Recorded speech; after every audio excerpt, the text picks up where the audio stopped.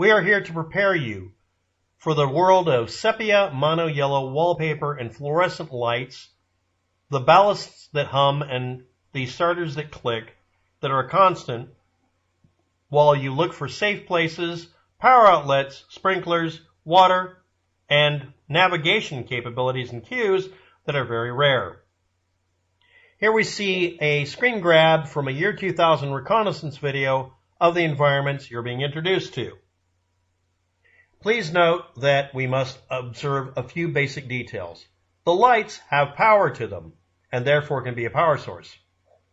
There are sprinklers in a very, very small number of locations, almost as rare as the power outlets. The sprinklers usually, but not always, contain water, but is it drinkable? And do you need to drink it? Here is a standard wall that either goes up to the drop or false ceiling, or goes above it and holds up something. Here's a pillar that very likely goes up high, and here is a wall that is showing off the fact that it's a false wall or a partition, while other walls don't show that. We're going to be discussing exploiting this environment and expanding into it, as is intended by those who found or created it. It is debatable which came first. First, we're going to discuss ladders, 13 feet or higher, fire ladders, tactical ladders, and simple fold-up or static ladders. The tactical ladder on the left, that can be considered the Grim Reaper ladder, is made from a single pole that can be folded up. It's a very simple mechanism that folds out the steps, as we'll call them, and has a single standoff on the bottom for placing against the wall. It is extremely limited utility because while it can be extended, in order to make it fit on a short wall, you have to simply unbuckle this and let it fold partially like that in order to make it to where you can stand on it and get onto it. Because it doesn't have two poles, mounting it against a wall further out away from the wall won't work. It will fall over and throw you to the ground, especially as you get closer to the top. The next best thing, but harder to pack, is the fold-up ladder that simply goes from this, folds by lifting one side up until it forms this pattern here. That type can be not only deployed and be very stable, as long as it's tall enough, it can also be permanently mounted to the wall as a step ladder that you never have to remove, and has the added bonus of you being able to mount it in such a way that you can lift up this side and latch it against the wall out of the way. Extra bonus points if you paint it camouflage to match the wallpaper and put it in a corner. But how do we mount it? I'll be telling you that in a minute.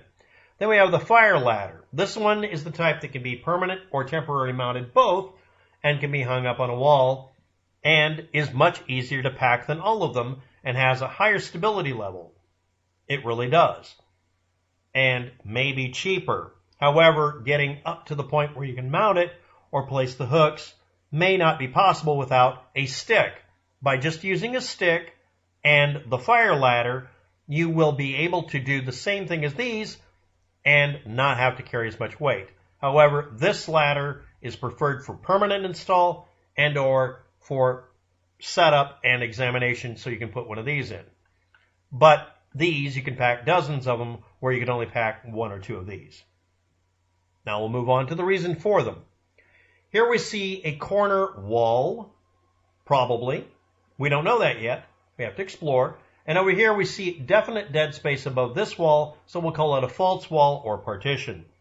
We see some cabinetry or other bric-a-brac that we could stand on or get up on top of, possibly, but this is where we would want to have a mount point for our ladder.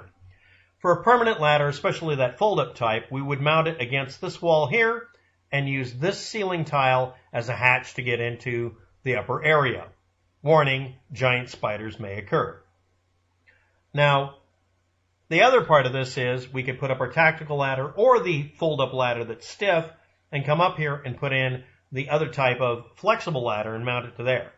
We could also technically mount it to this real wall back here, even if it was cement, if we were willing to blast a pin into the wall to mount it permanently. This would have to be done quickly. The advantage with a flexible ladder is that as you lower down your ceiling tile, it could pinch the cordage or rope or whatever and be able to not be interfered with. You could also mount it by mounting it directly to the wall here, and that would work as well. Now, why would we need access to the ceiling area? Except for what we can see when we walk around in the exotic environment that we're talking about, we don't have access to many resources. And again, the only thing is lights, humming noises, monsters, and of course, the occasional but rare power outlet and maybe a water source, or in some areas, entire levels that are nothing but water. But we'll continue on. Here we see our possible water source. It may contain stagnant water. It may not work at all. It may produce too much water and drown us. In an exotic environment, we don't know what will happen. There may be a shutoff valve somewhere, in line, we could hope, or nowhere.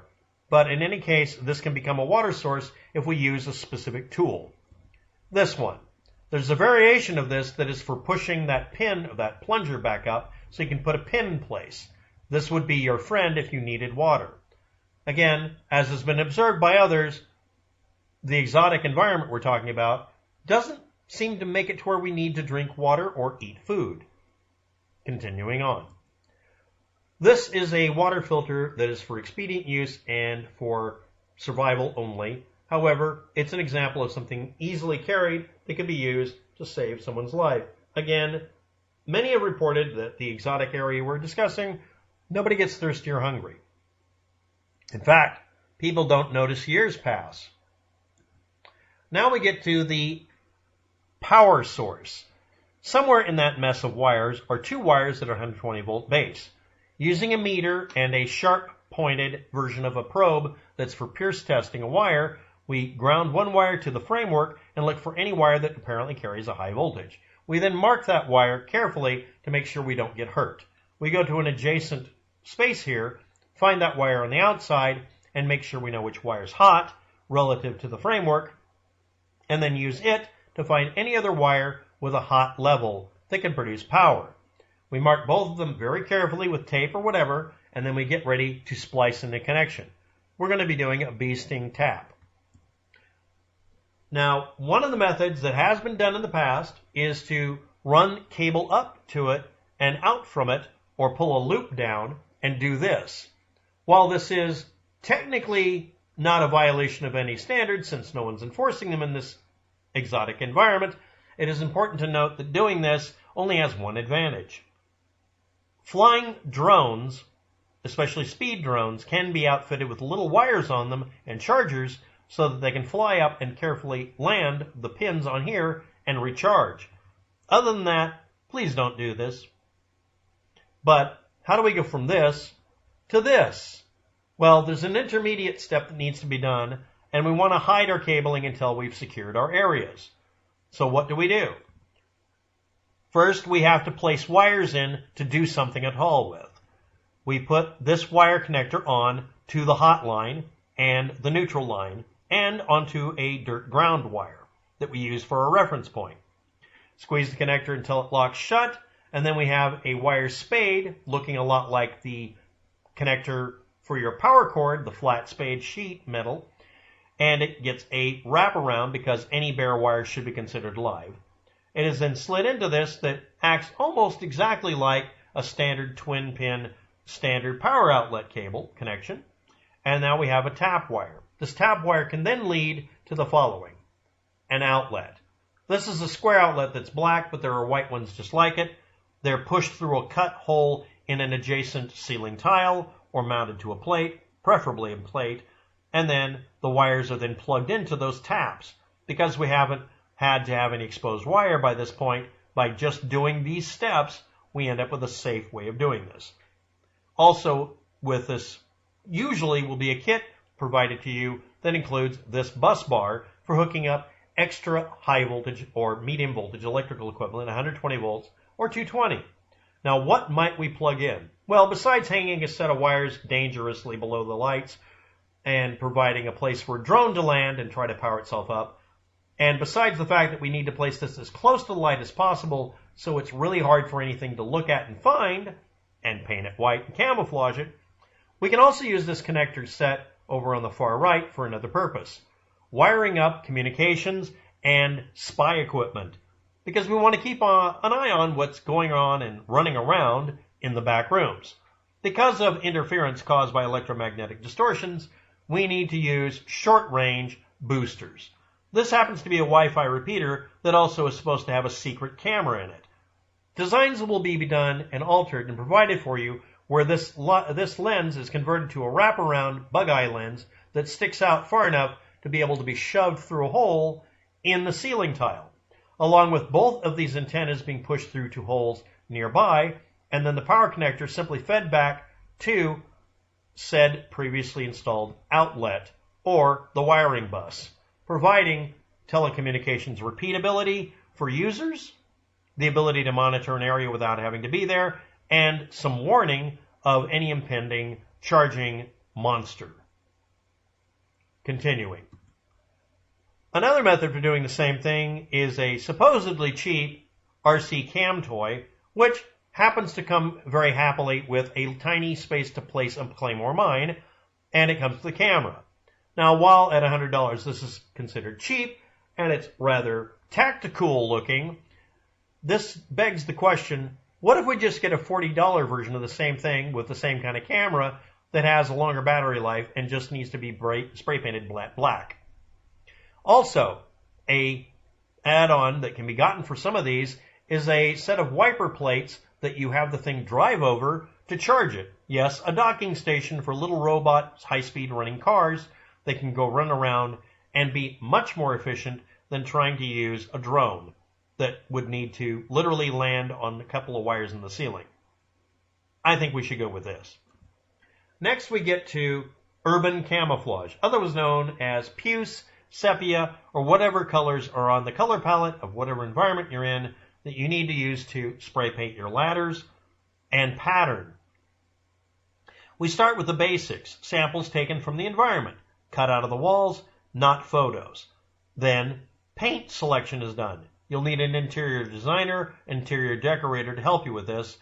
Please don't let on what's going on, because then they'll be forced to be drafted. As we can see here, we have a similar tone to what we need to work with. We can get this in bucket form or spray paint form, do both, and you'll never have enough of it once you start painting ladders or trying to hide yourself by camouflaging yourself as wallpaper. Next, wallpaper rollers that do patterns can be custom purchased, and this is an example of one. We're going somewhere with this. And of course, just carrying around wallpaper that's a duplicate of any environment, whether it be a wallpaper surface you're trying to duplicate or a real-world environment you're trying to hide behind. Creating a duck blind and hiding, there's nothing to be ashamed about for doing that. At least I don't think so. And here's an example of a disruptive pattern that resulted in the destruction of an entire team. Don't be like Team 7Z. They didn't know what they were doing. That's not how to do an exotic environment wallpaper pattern.